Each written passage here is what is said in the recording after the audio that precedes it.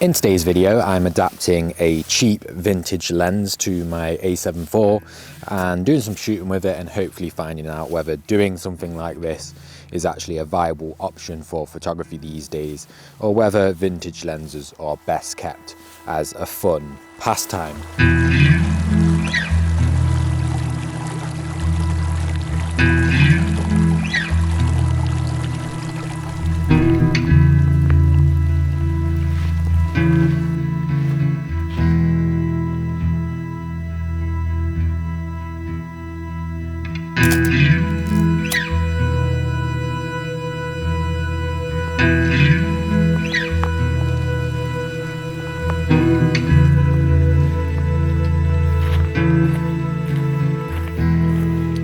Hey guys, welcome back to the channel. I'm going to break this particular video down into the classic why, what, how and when. So let's start off with the why. Why would you even want to bother using a vintage lens that's fully manual, that has no electronic features when you adapt it to your digital bodies in the modern day? Well, I think you can kind of come at it from three different angles in my opinion, and the first one being the price. You can pick vintage manual lenses up very cheap, and oftentimes they're super well looked after.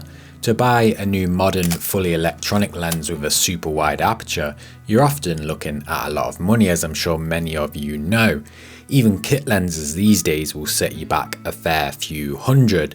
So if there's a niche lens you want for something specific, or you want to dabble in a certain focal length but can't afford to fork out for the latest and greatest modern one, opting for an old vintage one is always an option. Of course, a nice benefit of that is if you spend a little bit of money on a vintage lens and use it for 6 months to a year and decide that that niche or that focal length is for you and you really like it, you can then start saving up for that, that brand new electronic version for your digital camera that has all the connectivity features that you're going to want in a lens, but you've kind of tried before you bought, just in a different sense.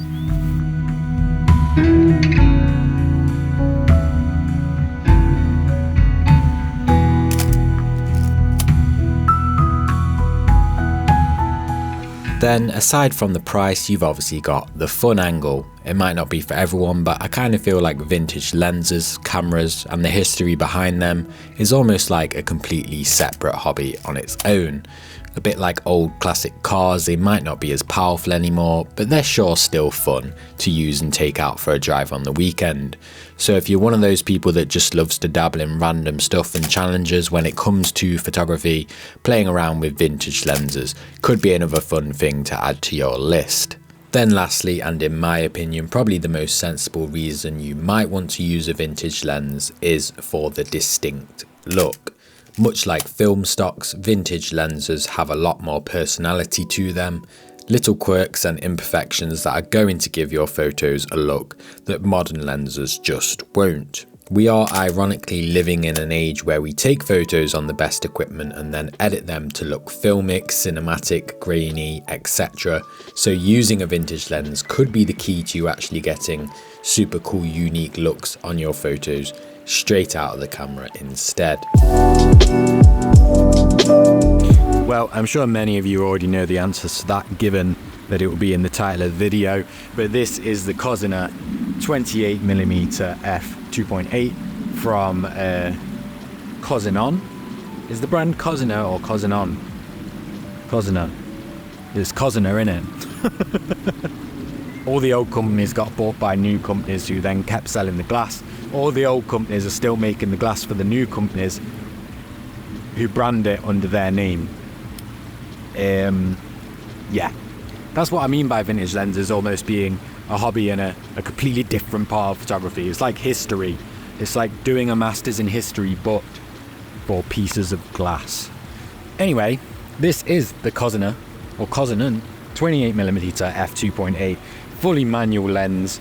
28mm at the time was classed as very wide angle. Now, given the long sale history of this lens, how long it was on the market for and purchased by willing people, there's no way for me to determine the exact age of this very lens. However, I do know it was purchased alongside my Pentax K1000 that I own, that's also second hand of course, because you can't buy them brand new anymore.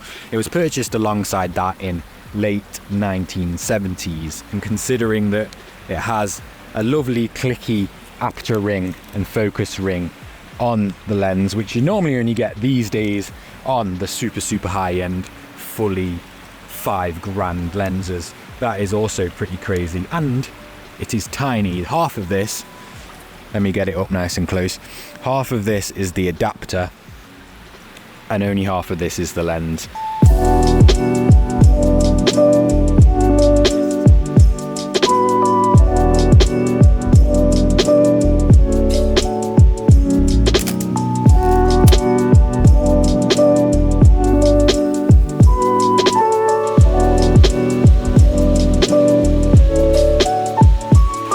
Speaking of adapters, that brings me on to the how section of this video. As I'm sure many of you know, as I fall over this rock beneath me, in order to use, well, any lens, it doesn't even have to be a vintage lens, but any lens that has a different mount thread to the one of your camera, you need an adapter in between. This one right here on the camera is by K&F Concept. We're talking about £35 for this, so what's that?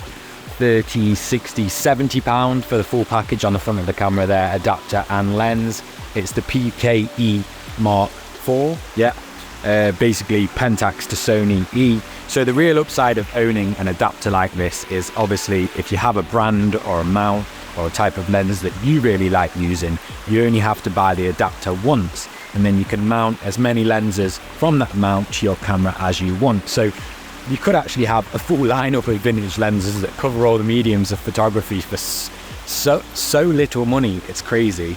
As for this particular adapter, it is super well built. There's some really nice rubbery grips on there. It connects perfectly. I've used a couple of adapters in the past that have been a little bit wobbly, feeling a little bit sort of fragile and disconnected, but this definitely does not have any of that going on. It's nice and robust and super well built. I'll leave a link to it down in the description below, and if you're looking for a mount for a different type of lens to a different type of camera body, then K&F Concept or Kent Faith have got you covered. I'm not paid to say this in any way, but affiliate links do help support my channel by giving me a little bit of a kickback, as I'm sure you all know.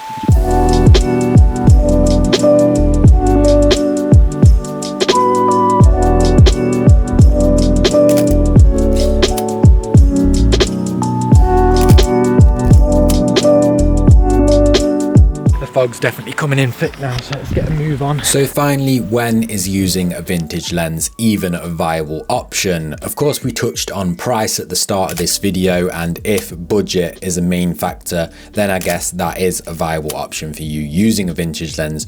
But personally for me, given that adapting a lens of this age to your digital body is going to strip you of most of the features inside your camera, you wouldn't want to be putting all your eggs in this lenses basket or a vintage lenses basket when you're photographing something that is really important that you might get told off by if you don't do a good job, let's put it that way. That being said, looking through the files on the back of the camera that I've taken today, I would definitely consider using a vintage lens for anything super static, where I know I can really slow down and take my time over the images without needing to churn out fast results or be faced with a lot of fleeting moments that require me to use a lot of those fast changing electronic features on a camera. I'd also have no problem taking this out for the day when I'm visiting somewhere I go often or I know I can return to all the time, so if it was to fail me, it's not really the end of the world.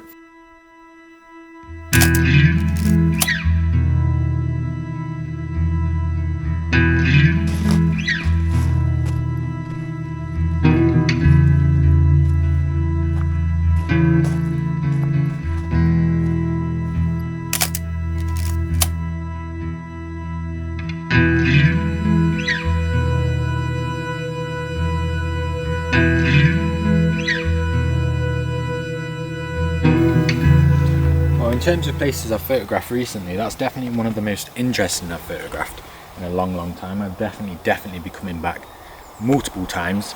I was going to go and do some scouting of another location after this, but time has got away with me a bit, so I'm going to call it on this one. In conclusion, do I think vintage lenses are a viable option for photography in 2024, or are they just a bit of hype? I'd personally say Absolutely, they're viable, yeah. I think they're just super fun to use, really unique. You get that old school feel of using a fully manual lens, of course, unless you do adapt it and have the electrical features on it, but most of them are going to be fully manual these days. Of course, this is an opinion I'm generating based on this specific lens that I've been using in this video today, and there's hundreds of thousands of lenses out there, vintage lenses that are years and years old and different variations and stuff. So do your own research before you purchase one, and make sure you're making a calculated purchase as well. Like I always say, don't just dive in and buy something because it looks cool. But if you use them in the right situations, or you just want to have fun in photography, then I definitely think they're a 100% a viable option. Speaking of having fun in photography, why don't you check out my 15 photos at one location series here next. There's 4 episodes in total online now, so give them all a watch if you've got time. If not, thank you very much for watching, and as always, I'll see you in the next one.